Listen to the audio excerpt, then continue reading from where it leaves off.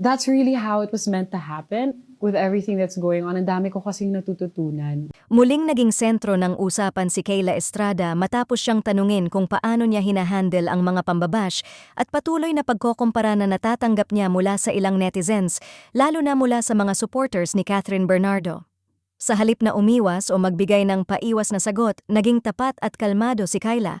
Isang sagot na, ayon sa marami, ay lalong nagpakita ng kanyang maturity at emotional intelligence.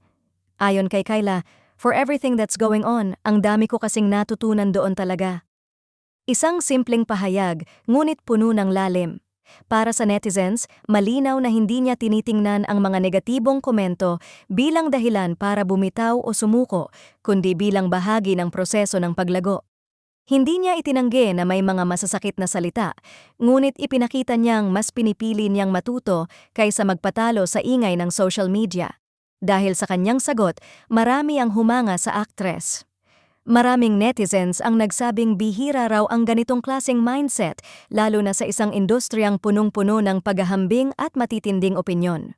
Sa halip na makipagsabayan o pumatol, mas pinili ni Kayla na iangat ang sarili sa pamamagitan ng pag-unawa at pagtanggap sa sitwasyon. Mas lalong uminit ang usapan ng may ilang netizens na nagkomento na isa raw ito sa mga dahilan kung bakit nagustuhan siya ni Daniel Padilla. Ayon sa kanila, makikita raw kay Kayla ang pagiging outspoken ngunit hindi bastos, direkta ngunit may respeto, at higit sa lahat, mature mag-isip.